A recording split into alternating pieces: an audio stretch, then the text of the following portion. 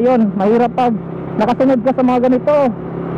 Malalaki, tsaka mahirap pag umatras yan. GT tayo. Dalawang malalaki yan. Maudto na taon, ulan-ulan pod. So samtang nagatindog-tindog ta diri samtang kusog-kusog pa ang ulan, kaon-kaon sa ta diri pang tambal sa kagutom. First bite sa buang perting dako aglahom buradjog, perting gutuma jud taon. Siyempre naabta na gudto, taas ulan pa yun. So mao na gutom na kayo. Makita na to kung guot na atong kadena. So mao na medyo guot na, so tara. Siyempre bago na to i-fix ang atong kadena, tan-awon sa nato kung naka-align ba natong pag-adjust sa atong kadena, sight-sightan dayo, pagtuyok-tuyok sa ligid o tan-awa ra. How ganing amawa ni how jud gay ba. Mura jud ganang expert sa pag-adjust aning kadena ba.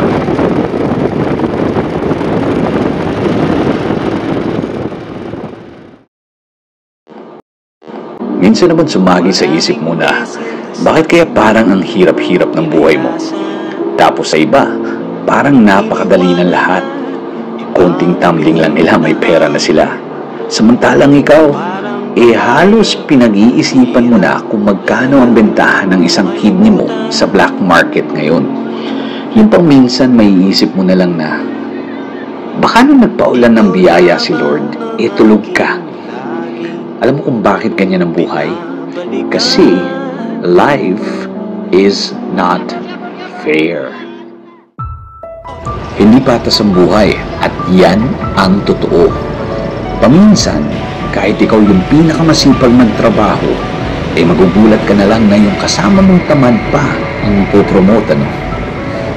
Yung bang napakahusay mo naman sa eskwela, pero nung gumraduate ka, ikaw pa tong hirap na hirap makakita ng magandang trabaho.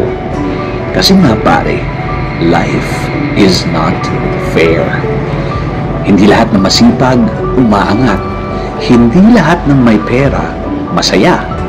Hindi lahat ng gwapo, para sa maganda. Minsan kasi, ang gusto nila, gwapo din. Hindi patas ang buhay, pare. Pero ibig bang sabihin yan, basta-basta na lang tayong susuko at hindi na magpupursige sa buhay? Pag ganyan ang mindset mo, that's where you're wrong. Kasi, may kanya-kanya tayong laban, pare. May kanya-kanya tayong kwento na sinusulat. At hindi natin kailangan ikumpara ang storya natin sa storya ng iba. Yung mga challenges at problema mo sa buhay, may mga lessons yan na tinuturo na para sa iyo lang. Kaya huwag kang malungkot kung mabagal ang pag-asenso mo kaysa sa iba. Because life is not a race, pare. Kung karera yan, sino kalaban natin? May premyo ba ang first place? Wala!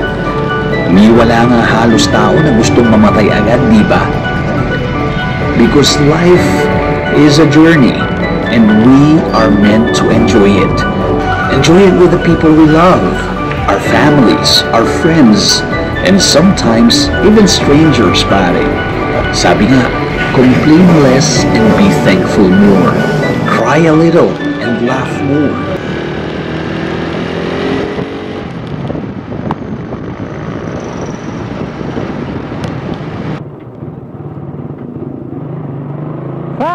Paps, tapos ko na pong mahatid ang aking wife. So today ay pupunta din tayo sa Tagum Water District para magbayad ng bill sa tubig. Kasi naningil na si due date. Ay ay obligation. Saan dito po tayo sa mega flyover. Ayun, mahirap pag nakasunod ka sa mga ganito. Malalaki, tsaka mahirap pag umatras yan. GT tayo. Dalawang malalaki yan. Talagang tatakbo ako, bahala na itong motor to. Yun, paakyat tapos biglang hihinto. Talagang aalis yung kaluluwa mo sa sarili. Ang lalaki nga, no? Tapos yan na nasundan mo dun sa paakyat. Kawawa kapag naatrasan ka nun.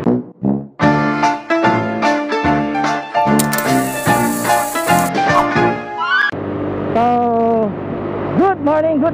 Welcome po dito sa Tagum City. So, this is the longest flyover po na matatagpuan nyo dito sa Mindanao.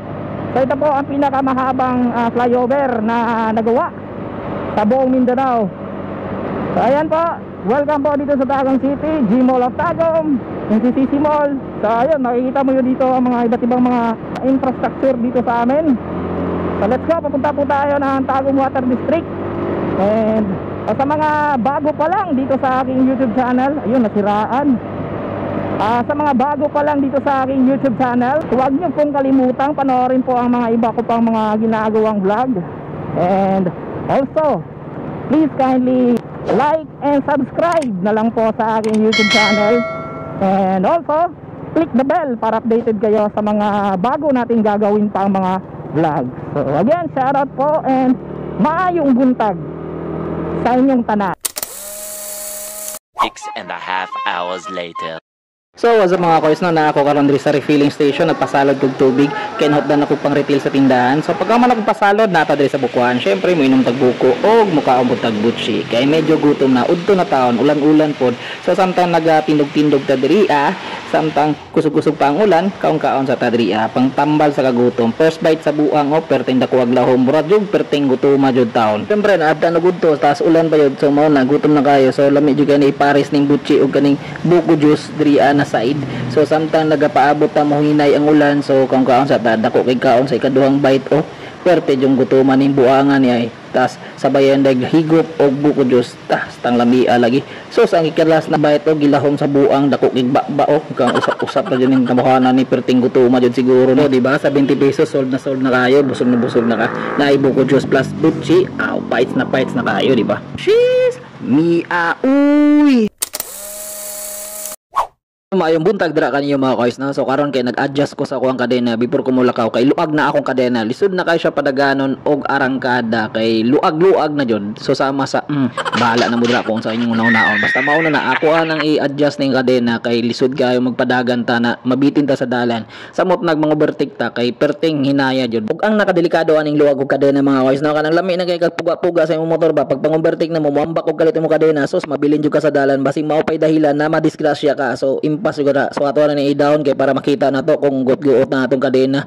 So mao na medyo guot na, so tara. Syempre bago na to i-fix ang atong kadena, tan-awon sa nato kung naka-align ba natong pag-adjust atong kadena. Side-sidean dayo pagtuyok-tuyok sa ligid o tan-awa ra how ganing amawa ni how jud gay ba. Mura jud ganang expert sa pag-adjust ang kadena ba. So ano side-side dayon hapak-hapak atik-atik o tan-awa ra o i-fix dayon nato para mahumanta.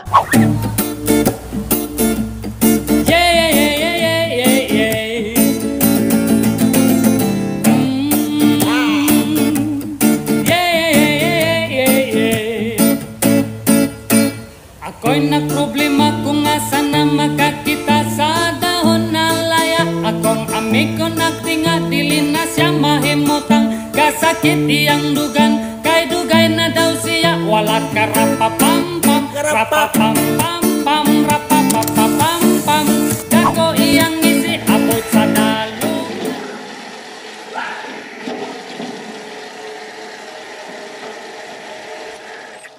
So that's it mga katrapaps. Maraming salamat po sa panonood. Hopefully nasayan kayo sa ating simpleng vlog sa araw na ito.